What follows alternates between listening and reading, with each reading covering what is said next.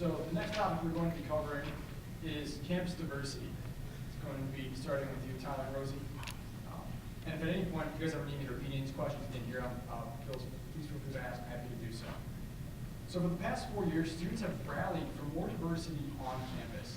Not just racial and cultural diversity, but also gender and sexuality diversity as well.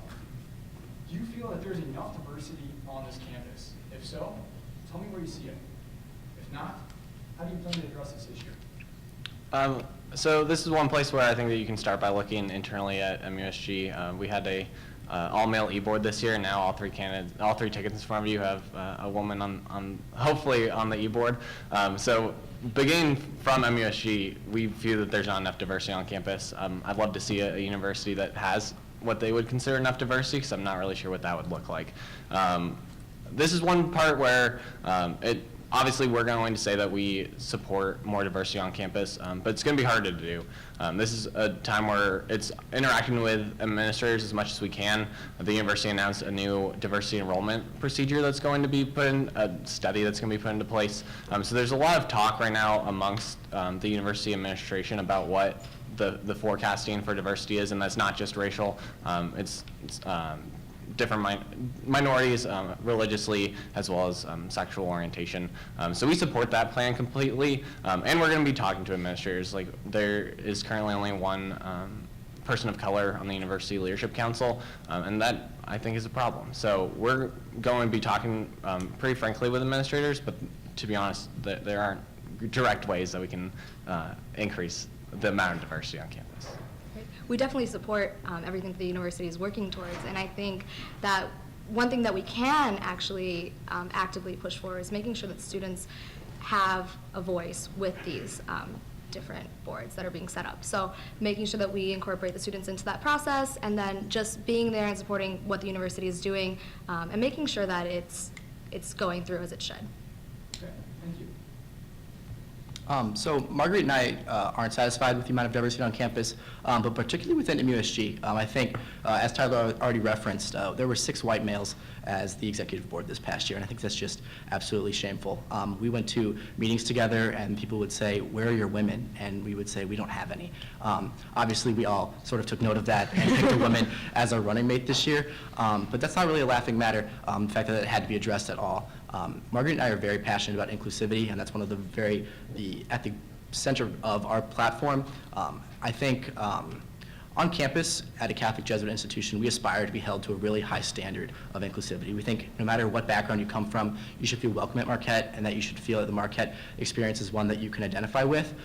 As a gay man on campus, I can tell you that that's not necessarily always the case. We had a lot of issues arise this semester around sexuality, and I think talking with GSA and other organizations that rally around those issues, we don't always feel like the Marquette that is represented most of the time represents us, and I think that's a problem. One of the opportunities that we do have to directly fix that is through the campus climate study, which is something that the university is sort of verbally committed to.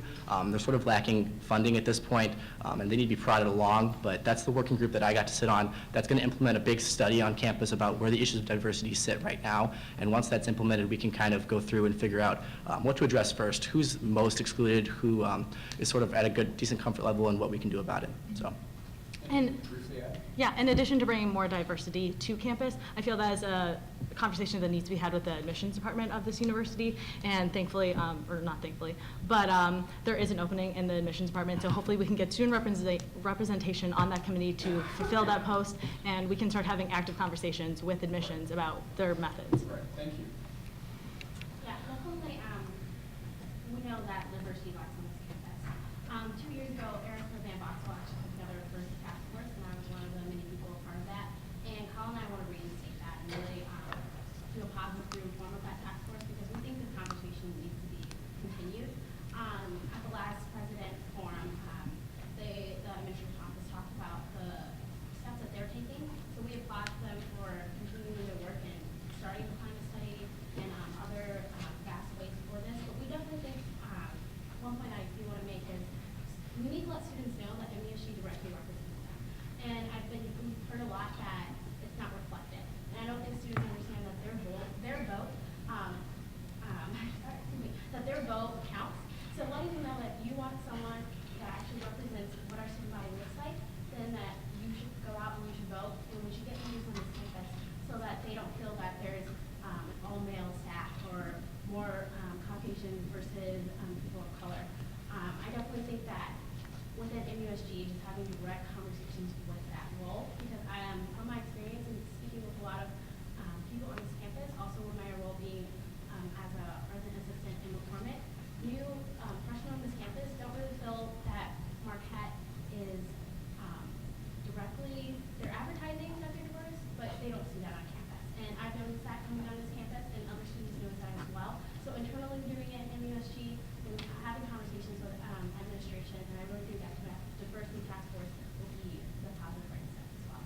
Cal, anything like that? Yeah, the focus of the diversity task force is really to look for ways to have these conversations with students for growth and development. Diversity is a much deeper pool than we like to think about. It doesn't only run skin deep. Diversity it deals with socioeconomic backgrounds and religious beliefs. And we're a Jesuit institution, and part of that core ideal behind that is challenging your idea that cura personalis, care for every single aspect of the person. And that's the approach we want to see the diversity task force take with the issue on campus. Okay, thank you. Now, starting down here at this end. It's been a little over a year since the controversial opening of the Gender and Sexuality Center at Marquette. While this is the first center of its kind on this campus to directly address the issues of the LGBTQ community and what they're facing, do you think this is enough? If not, what's your plan to specifically to address the issues facing this community? Well, I already outed myself to all of you, so that kind of takes care of one aspect. I think that having people of diverse backgrounds in conversations is really important. As far as the GSRC goes, I think it says something, the fact that it's located on the 4th floor, hidden away from everything. At a Catholic Jesuit institution, are you really going to hide away all the gays upstairs so that no one can really talk about them in the open? I have a real problem with the fact that where it's located and how much work has been done on that front. I think Dr. Bartlett was a really great leader of that program, and she's done a lot of good work, but she's one of very few people on this campus who are actually advocating for LGBTQ inclusivity. I think the climate study that I already mentioned is one step, so we can find out how the LGBT community is actually reacting to the realities on campus. But as we've seen this year, femsex, as well as in past years, vagina monologues, these are things that have been really big spark points and things that have been hugely controversial. And I think Marguerite and I are kind of confused about why, whenever issues that are around sexuality come up, they're really controversial on this campus, because this isn't something that we're trying to push an agenda or anything. It's just something letting people and student organizations do what they would like to do on this campus. And at a place of higher learning, I think that's something that we should be fostering, not stamping out. So. And to actively seek questions and have open dialogue with the administrators and see why exactly these issues and these organizations are so controversial, and what means we can go about in order to make sure everyone feels included and on this campus. Thank you. Kyle and Natalie. Sure.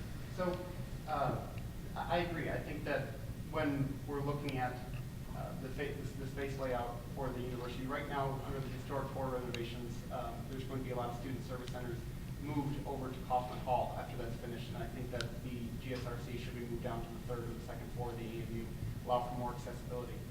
I do want to say it's incredible that we have this opportunity. Dr. Bartlow, as Zach mentioned, is an incredible scholar and an incredible resource for students on this campus, and that this is the first step of many of Marquette working further to go there. And we're seeing it at a much higher level. Pope Francis, who's made comments to the same, talking about the famous Who Am I to Judge? That's really shifted this paradigm within Catholic education and Catholic thought. So again, going back to that Jesuit core of pushing for these conversations of growth and ideas on campus. Yeah, I definitely think conversation is going to be the first step to really, for that center and, like Hal said, moving it down and making it, visible in the AMU, as well as other organizations on this campus too, that somewhat feel disenfranchised as well. So not only the Gender and Sexuality Center, but also the Center of Culture and Engagement. I think a lot of times students overlook that as well. So it's very much time to put them in the spotlight in a good way and let students know that they're accepted on our campus, and we want to just continue that. All right. Thank you. Tyler, Rosie. Yeah, being a student that comes from somewhere outside of the mainland, I definitely feel accepted within student body, but I think that MUSG has the role and the place to advocate for the students with administration. So I don't see it, all of these issues really being a problem within the student body in terms of attacks or violence or discrimination, but I think that there is a lack of conversation between the students and the administration. I think there's a lack of representation with things like both tickets have said, so.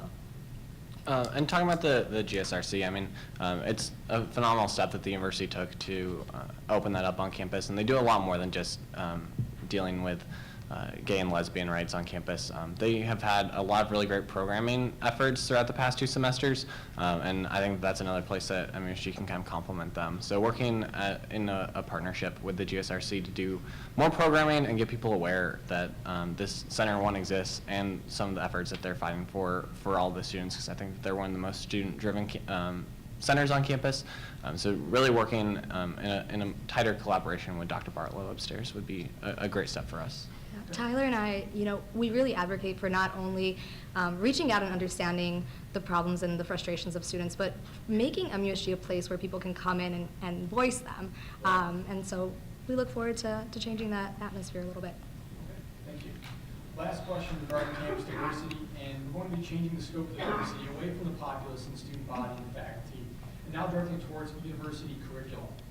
Do you feel that there's enough being done to include a more diverse spread of classes and course subjects? If not, what would you change specifically, and tell me how you would do it? Starting. Sorry, yes, starting down here. Great question. I don't think that the courses that we have on campus right now are. Can you speak up a little bit, Yeah, please? sorry. Yeah, is that better? Or should I just speak louder? Can you guys hear back there? Oh, hello? Just Okay, raise maybe your I'll just voice a like little yell. bit. Yeah. So, like I was saying, I think that there are definitely not enough courses on our campus that are diverse or, yeah, that's what I'm trying to say, that are diverse. Right now, I'm a psychology major and I'm also a family studies minor, which I take a lot of sociology courses. And I definitely think that I see a couple like race and family, social equality, but I think that all those courses still talk about the same thing. Like before when I was on the diversity task force, one of the many committees was actually talking about academics. And during my time on that task force, we know of a lot of faculty members who have more experience in just teaching one class. So I definitely think starting that conversation internally with faculty members, asking them what strengths do you have and what other courses that you want to see. I know specifically the theology program, there are professors who want to teach more than what have been done in the past. And I just really think that starting that conversation with faculty and then continuing that for administration to know, as well as speaking with students, because they're not going to add classes that students aren't interested in. So I just think overall polling or climate type study for classes would be very beneficial. Anything you want to briefly add? Sure. Right now, we have an incredible opportunity with the core curriculum review that's being headed up by Dr. John Sue, who's an incredible advocate for students. All of you should really get to know him. But when we're looking at what's included in the core, we want to make sure that we have a variety of courses that tackle larger subject areas. So there are certain courses that are going to need to be taught, such as philosophy of ethics or perhaps human nature. But there are different ways that we can go about to reaching the same end. And I think that using that student representation on the core curriculum review to look at courses that can widen that array in English, theology, philosophy, those humanities cores of Jesuit education. All right, sorry I have to cut you off. Sure. Rosie, Tyler. So I think that Marquette has a pretty great variety of courses on campus. For example, our theology department offers a course on the theology of theism and atheism. And being a Jesuit university that offers a course that's even loosely based on atheism, I think is a pretty cool thing to say. But it doesn't stop there. And I think the number one way for MUSG to be involved in this conversation is through Senate. They have abilities to conduct some formal surveys, find out how a wider array of our campus feels about the diversity of classes that are being offered, and then to take that a step further and pass recommendations where MUSG is taking a formal stance and telling the university administration this is what students believe believe, and this is what we're going to fight for. So you asked what we're going to do, and I think this is a great place for Senate, especially the academics committee, to get involved in it. And Rosie and I will love to be a part of those formulating the surveys and getting out there and talking to people. I think an important point to bring up also is not only the courses that are offered, but also the style in which they're taught. I know last semester the College of Business kind of incorporated a new form of the economics course. It was kind of a different style of teaching. It wasn't necessarily all based within the classroom environment.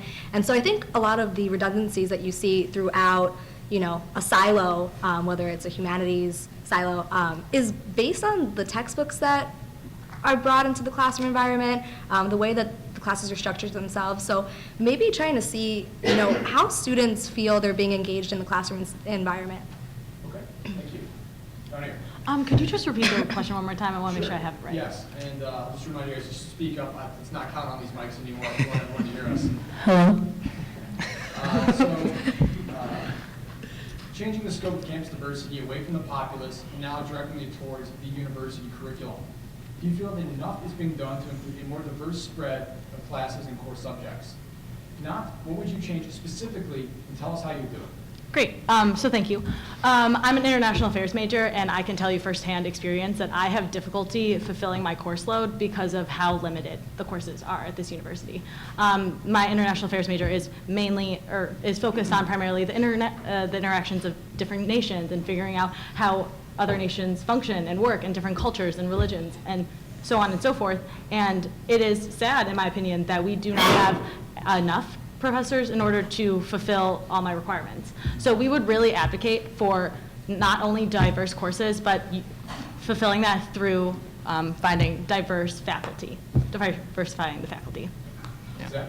Yeah, I don't have much to add. I think we work with the Office of the Provost to implement making sure that diverse faculty are supportive. I don't think we have very many tenured faculty of color on this campus. In fact, if I'm correct, I believe it's less than 5.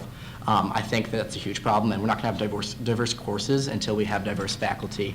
I'm not sure I necessarily agree with what Tyler suggested, that we should be satisfied with having one theology course that falls outside of Christianity. I know we also have one that covers Islam, but I don't think we have a diversity of students on this campus that have different beliefs. One course isn't going to solve any of these problems. So I would like to work with what Kyle suggested with looking at the core through the Core of Common Studies committee. So. Okay, thank you.